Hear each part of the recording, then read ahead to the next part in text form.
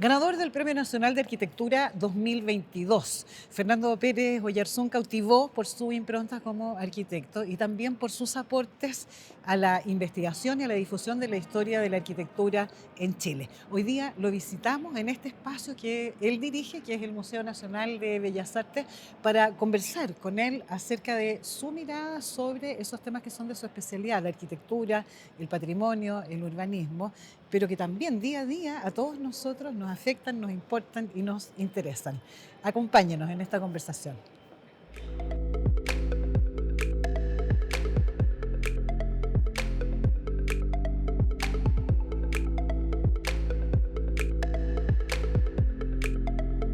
En esta serie conversaremos con diferentes personajes del mundo de las artes, la ciencia y las humanidades para conocer su mirada y entender el presente. El tiempo nos permite apenas echar una mirada al ayer y con eso hacernos una idea del mañana para que juntos construyamos el porvenir. Esto es Testigo Futuro.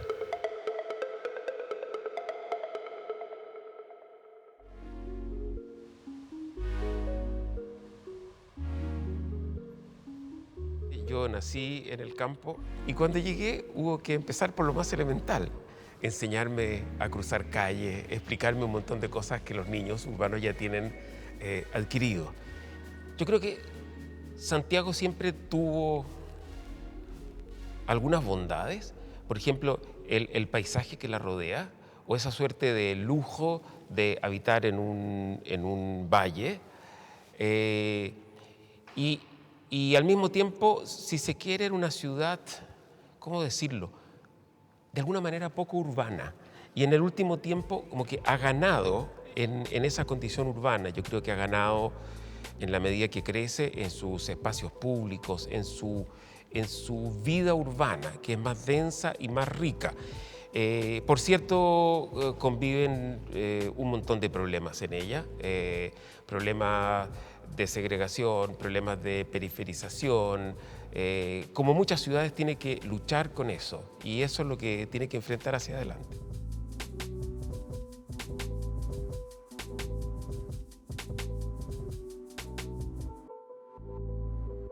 Yo he llegado a pensar que la arquitectura es construcción cargada de sentido en el más alto grado posible, en el más alto grado que somos capaces. ¿Y qué significa cargar de sentido la arquitectura?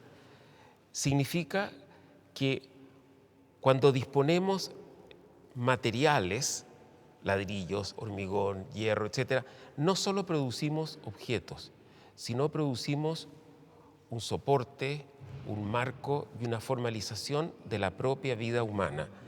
De manera que los arquitectos tenemos un mandato que incluso tiene ribetes éticos, porque no tratamos solo con materiales, en definitiva estamos tratando con la vida de las personas y eso, por así decirlo, pesa mucho.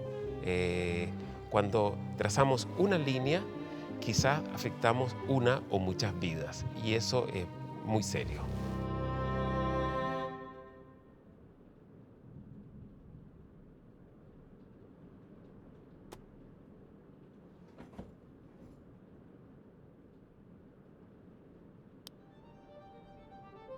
Yo veo en la música un campo, un ámbito en que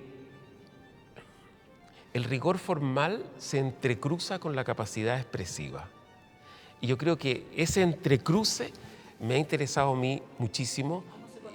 Exacto, y he procurado llevarlo a la arquitectura. Es decir, una forma de decirlo sería en términos históricos, porque incluso arquitectos importantísimos han llegado a ejercer la arquitectura por caminos muy variados.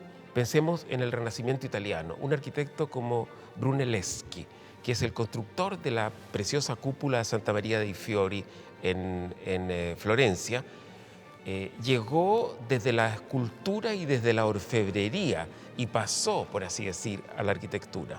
O Miguel Ángel, que llegó desde la pintura y la escultura a ser un grandísimo arquitecto. Pero hay otros como Leone Battista Alberti, tan importante también en el Renacimiento, que fue antes un hombre de letras.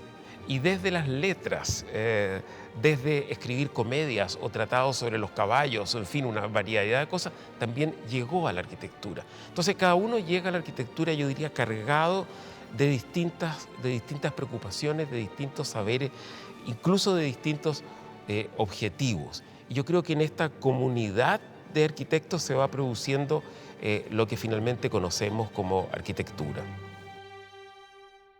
¿Cómo hermanar un edificio de carácter patrimonial construido en 1926 con una nueva obra arquitectónica de lenguaje contemporáneo? Bueno, ese fue precisamente el desafío que tuvo un equipo liderado por los arquitectos Fernando Pérez y José Quintanilla, encargados de proyectar el centro de extensión del Campus Oriente de la Universidad Católica. ¿Cómo lo lograron? Es lo que vamos a escuchar en la voz de uno de sus protagonistas.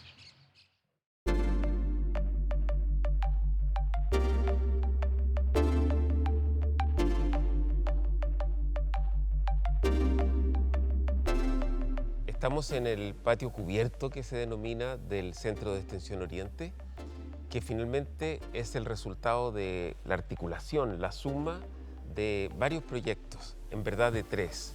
El primero es el conjunto de las salas, que fue una remodelación que en conjunto con José Quintanilla hicimos previamente, antes que se hiciera este proyecto.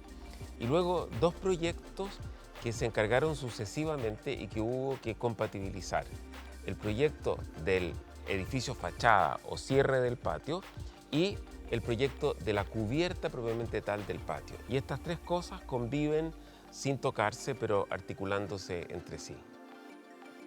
Si comenzamos por los materiales, yo diría que nosotros optamos desde el primer momento por eso que llamamos como una simpatía material, que sería utilizar los mismos materiales que casi por azar tiene el edificio existente, porque el antiguo Campus Oriente o antiguo Colegio Sagrados Corazones iba a ser estucado, cubierto, pero por dificultades económicas y de desarrollo quedó con esta mezcla de hormigón a la vista y ladrillo, pero eso se convirtió al mismo tiempo en una característica y todo el mundo dice, es un edificio de ladrillo y así queda y así va a quedar. Entonces nosotros dijimos, en primer lugar, hagamos un edificio de ladrillo y hormigón. Y eso ya nos va a dar un primer plano de compatibilidad y de conversación con el edificio existente. El segundo elemento es que cuando hicimos los análisis previos de este edificio, nos dimos cuenta que estaba como reticulado, estaba muy ordenado en un sistema modular de una serie de medidas que se repetían en ventanas, vanos, muros, etc. Y nosotros decidimos utilizar los mismos juegos de medida. Entonces, eso nadie lo sabe, pero de alguna manera se percibe como si las dos cosas vibraran más o menos en conjunto. Y quizás dos cosas más, un problema que se nos planteaba muy serio era frente a una cosa estilística o neoestilística, como es este edificio con sus arcos, en fin, etcétera, optamos por esta idea de una celosía de ladrillo, que es como mezclar en una licuadora muro y ventana. Y lo que se crea es una pantalla, un filtro, donde lo lleno y lo vacío van como por partes iguales y que tiene como una homogeneidad total. De ahí el origen de esta celosía, que fue construida de ladrillo artesanal de la misma manera que lo era el edificio antiguo. Para haber diseñado el edificio tal como se encuentra en este momento. Y es que si bien existía un pabellón en el proyecto original que nunca llegó a construirse, ese pabellón cerraba el patio y lo convertía en un espacio, por así decir, de 30 por 30, como un claustro. Pero las circunstancias históricas hicieron que ese pabellón nunca fuera construido y todo el mundo se acostumbrara, por así decirlo, a ver esa continuidad desde el interior de un patio más bien en U hasta la calle que cierra el campus y el paisaje urbano que lo rodea. Y por esa razón es que nosotros decidimos levantar este edificio y convertirlo en una suerte de edificio puente. Entonces, que permite esa transparencia, esa continuidad, esa expansión de la vista hacia el exterior. De manera que la celosía de ladrillo que disuelve, por así decirlo, las ventanas y el levantamiento del edificio son los dos gestos fundamentales que lo definen. Y ahora, con respecto a lo que vino a continuación, que era cubrir este patio, era un desafío de todo tipo, estructural, plástico, en fin. Y dada la secuencia en que se produjo el encargo, es que se decidió convertir esta cubierta en una suerte de mesa de 4 patas, que son 4 pilares que, además de sostener la cubierta, permiten que por allí bajen las instalaciones, ¿no? Y luego sabíamos que deberíamos ser muy cuidadosos para, por una parte, permitir el acceso de luz y sol al patio y al mismo tiempo no exagerar esa presencia de manera que se convirtiera en lo que se llama un efecto invernadero y se convirtiese en un problema para el uso, exceso de calentamiento y exceso de frío, como suele ocurrir en los invernaderos. Y por esa razón es que decidimos utilizar esta especie de sheds que son como en las fábricas, que van subiendo y bajando, y solo abrimos más o menos un 30% de la superficie posible. Y en los lugares opacos situamos estas especies de velas que descienden, que fuera de ser pantallas que reflejan y permiten el paso de la luz, contienen unos ductos de aire acondicionado que temperan ligeramente el patio. Yo diría que la idea de temperamento, de temperarlo, que no sea ni demasiado caliente ni demasiado frío, fue un elemento muy importante. A veces la arquitectura trabaja con esas cosas que no son visibles, pero son vitales para el funcionamiento de un edificio. Y por último, después de muchas alternativas, optamos por utilizar este metal perforado como el material dominante, a veces pintado de gris grafito, a veces pintado de blanco, como se puede ver, y él tiene una enorme versatilidad que hace que en algunos momentos actúe casi como un sólido y en otros momentos actúe como un elemento transparente que permite entrever lo que ocurre al interior, entrever las bajadas de los ductos, entrever los elementos de aire acondicionado y al mismo tiempo actuar, como decíamos, como pantallas reflectoras y transparentes a la luz.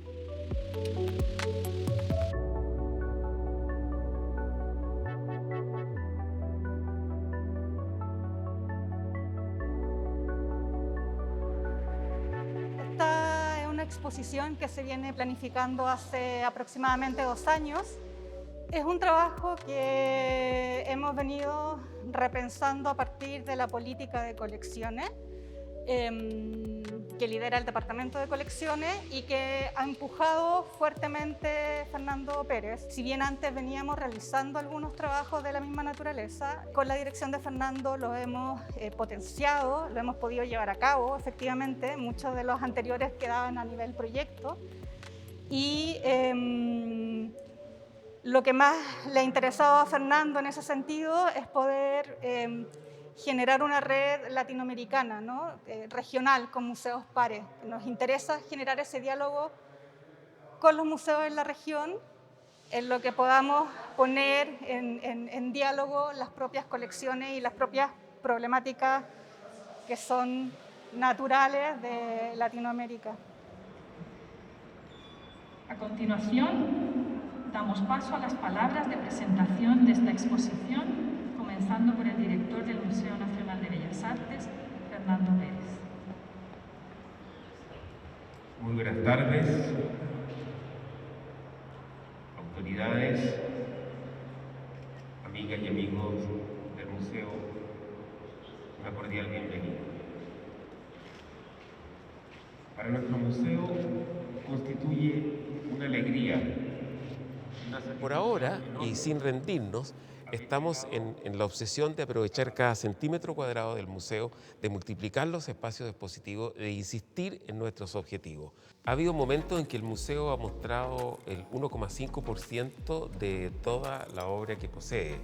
Y hemos hecho harto esfuerzo por multiplicar eso y quizás lo hemos duplicado. No he hecho un cálculo último. Pero yo pienso que eso habría que multiplicarlo por 3, por así decirlo. Para que las personas que nos están viendo se hagan una idea, ese 1,5, 1,5 ¿cuántas obras presentan y cuántas hay guardadas? Por ejemplo, si Sí, pudiéramos supongamos, cuantificar. en un momento dado el museo tenía mostrando unas 80 obras de su colección y tiene cerca de 6.000. Es que el museo tiene una magnífica colección de Roberto Mata y, por ejemplo, en este momento no hay ninguna obra suya fuera porque no tenemos espacio para mostrarla.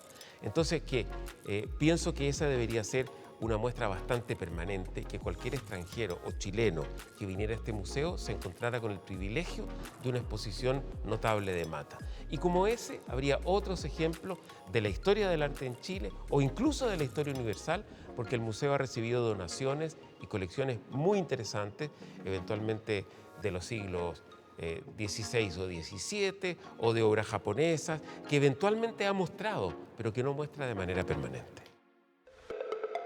Yo he insistido muchísimas veces que la cultura no debe ser la guinda de la torta, es decir, aquello que se pone cuando todo el resto está solucionado, sino que la cultura debe estar desde el principio y estar en el corazón propio del desarrollo social y humano de un país como este. Y para eso falta mucho, efectivamente. ¿Pero por qué? Porque puesto a competir con otras necesidades, obviamente, más de alguien le va a decir, bueno, pero mire la salud, pero mire la educación, pero mire... Entonces, son áreas que... A ver, se lo voy a decir de una manera sintética. No hay educación sin cultura y no hay cultura sin participación del arte. Y en segundo lugar, voy a hacer un juego de palabras que quizás sea excesivo, pero me parece a mí que ilustra. Y a veces se piensa que no se puede gastar en cultura porque hay que gastar en salud, especialmente cuando hay situaciones como la que hemos vivido. Yo pienso que cada peso gastado en cultura es un peso gastado en salud, en la verdadera salud integral que todos necesitamos. Y de eso necesitamos convencernos entre todos. Y yo estoy dispuesto a hacer el mayor esfuerzo para que así sea. El patrimonio hoy, según fuentes expertas, es un conjunto heterogéneo que ha crecido mucho. Cocina, lenguajes ancestrales e incluso paisajes han ampliado la definición antigua de un concepto que se entendía solamente a partir de estatuas y edificios. Esta nueva conceptualización también hace crecer el interés de las personas, llevándolo a un carácter de demanda pública. Hoy día el patrimonio se ha convertido en algo social, en algo político, para bien o para mal, digamos. O sea, la gente pide que se cuide un barrio, la gente pide que se declare una zona típica, para eso se manifiestan, escogen representantes, quieren participar de las instancias legales. O sea, la relación entre patrimonio, sociedad, ciudadanía, comunidades es estrechísima. Hay grupos pequeños, grupos más grandes, grupos que opinan A y grupos que opinan B. Lo importante es entender es que esto es una historia larga y que el patrimonio ha generado reacción, yo creo que porque es una condensación de representatividad, porque representa, porque condensa vida, historia, recuerdos, memorias, un montón de cosas. Entonces, frente a eso, la gente reacciona a favor o reacciona en contra. ¿Ya? Pero quienes determinan qué es patrimonial, y vuelvo al ejemplo de la estatua del general Baquedano, ¿no es cierto? Bueno, ahí finalmente se pregunta uno, y quién tiene la razón, digamos, los que querían preservarlo, los que querían sacarlo desde el punto de vista patrimonial.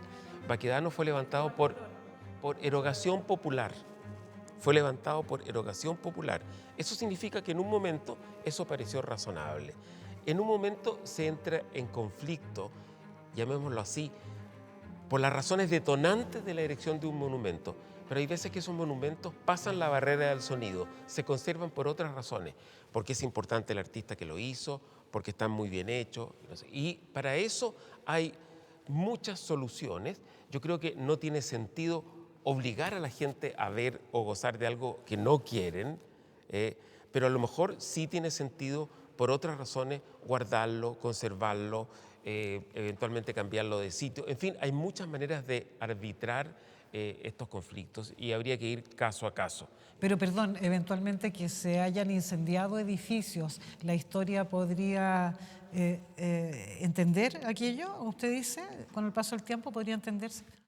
Es difícil dar recetas históricas sentado en un sillón como este, porque estas cosas se definen de otra manera.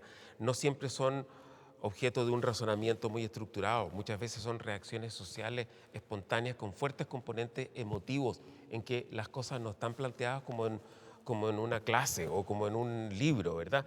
Pero obviamente uno quisiera que se encontraran formas de manifestación, formas de hablar, incluso formas de gritar, que fueran lo menos destructivas y lo menos violentas posible, porque la violencia, en definitiva, aunque hay muchas violencias también, termina dañando para muchos lados.